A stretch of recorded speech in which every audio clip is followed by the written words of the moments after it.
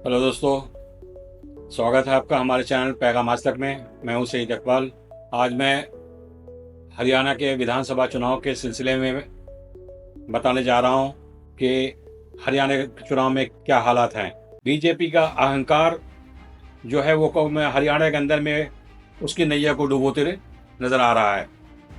आप मैं बता दूं, आपने देखा होगा मनोहर लाल खट्टर जो भूतपूर्व मुख्यमंत्री थे हरियाणा के, आज वो जनता के सामने आने से घबरा रहे हैं।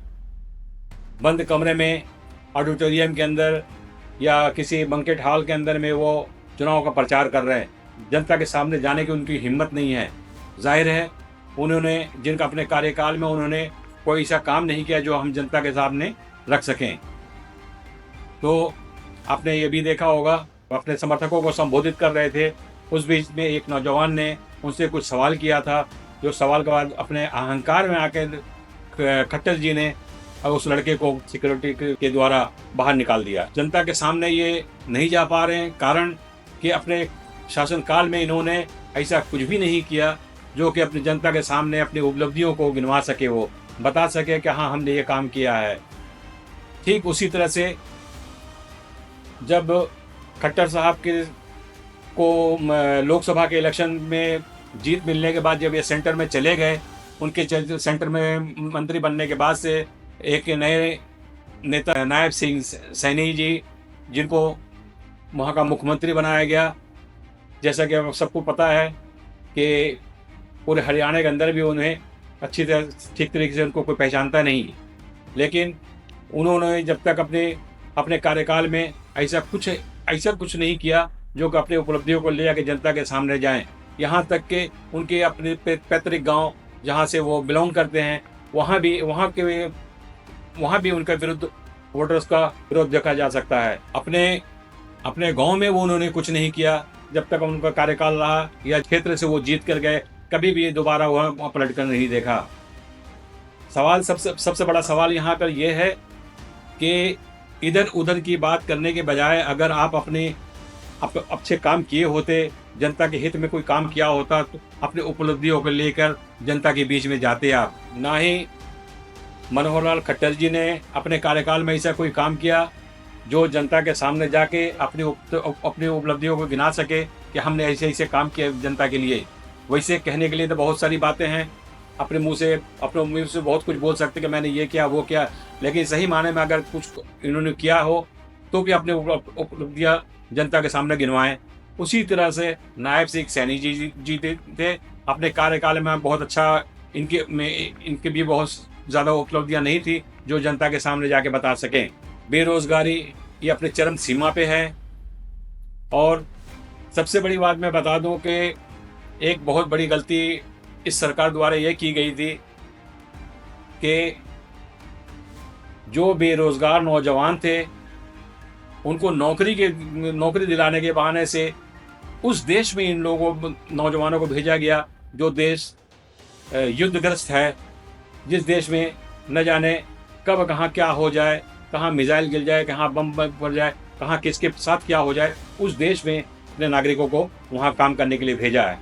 जो देश अपने नागरिक की सुरक्षा देने की गारंटी नहीं दे सकता, वो दूसरों की गारंटी कैसे दे सकता है। लेकिन हमारी सरकार ने अपनी जिम्मेवारी से पल्ला झाड़ते हुए इन नौजवानों को इजराइल में नौकरी करने के लिए भेजा। नौजवानों की मजबूरी है कि उन हालात को भी उन्होंने फेस करने की कोशिश की, उनकी हिम्मत को दाद देनी पड़ेगी। उनको पता है कि इजराइल अभी इस समय में एक युद्धग्रस्त देश है, उसके बावजूद इन्होंने वहाँ जाने का फैसला किया। इनकी हिम्मत है, लेकिन हिम्मत के साथ ये मैं कहूँगा कि इनकी बेरोजगारी इनकी मजबूरी है जो ये ऐसे उस देश में जाने पर मजबूर किया। हरियाणा के इलेक्शन में आपको ये भी बता दूं कि बीजेपी एक तरह से अपनी हार मान चुकी है वहाँ पे। जैसा कि अमित शाह जी के अपनी रैली में न जाने क्या क्या बोल कर चले जाते हैं, इधर उधर की बातें, कोई भी ऐसी बात नहीं कहते जिसको कि जनता के सामने पेश किया जाए। या जैसे कि मैंने खट्टर साहब या नायब सिंह सैनी जी के बारे में मैंने कहा कि अगर कुछ अच्छा काम किया होता तो अपनी उपलब्धियों को ले जाकर जनता के सामने लेकर जाते। अमित शाह ने भी वही किया, सिर्फ इधर की बातें, उधर की बात, दलित की बातें, वोटों को बांटने की बातें, लोगों को बांटने की बातें, कि ऐसा ऐसा कुछ भी नहीं उन्होंने जनता के सामने कहा जो कि वो हरियाणा सरकार के 10 साल के कार्यकाल की उपलब्धियों को गिनवा सकते हैं। वहाँ पे एक शब्द भी उन्होंने ये ऐसे नहीं कहा कि ऐसा कुछ वहाँ पर आपका काम किया गया है। और ना ही यहाँ तक कि यहाँ ही अब सेंट्रल गवर्नमेंट की तरफ से केंद्रीय सरकार द्वारा जो किया गया, ना ही उसके बारे में कुछ उन्होंने जनता के सामने रखा।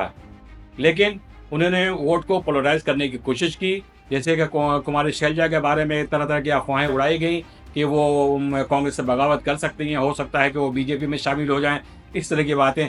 वो सिर्फ इस मकसद ये था ताकि दलित वोटर्स जो हैं उनको वोट को बांटा जा सके। उस वोट को तोड़ने के लिए इन्होंने ये सब बीजेपी द्वारा ये सब खेल किया गया, मीडिया द्वारा ये खबरें फैलाई गई। लेकिन इन सारे खेल को, इन सारे क्यासाराइयों को, जितने भी इनके प्लान थे, इनको धराशायी करते हुए राजीव गांधी की, माफ कीजिएगा, राहुल गांधी की जब हरियाणा के अंदर एंट्री होती है तो सारे के सारे प्लान जो है बीजेपी के, अमित शाह के या फिर खट्टर साहब के धराशायी होकर रह जाते हैं।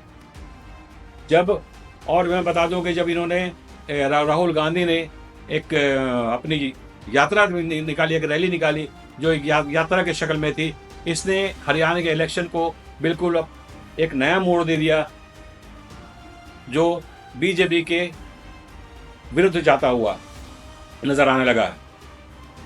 जो भी कहीं भी जनता से कहीं भी बात की जाए, बहुत ही कम ऐसे रुझान देखने में आते हैं जिन्होंने कहा कि हाँ, बीजेपी दोबारा वापस आ रही है। राहुल गांधी की रैली ने हरियाणा विधानसभा के इलेक्शन का पूरा नक्शा बदल कर रख दिया है, जो पूरा का पूरा अपने फेवर में, कांग्रेस के फेवर में जाता हुआ नजर आ रहा है।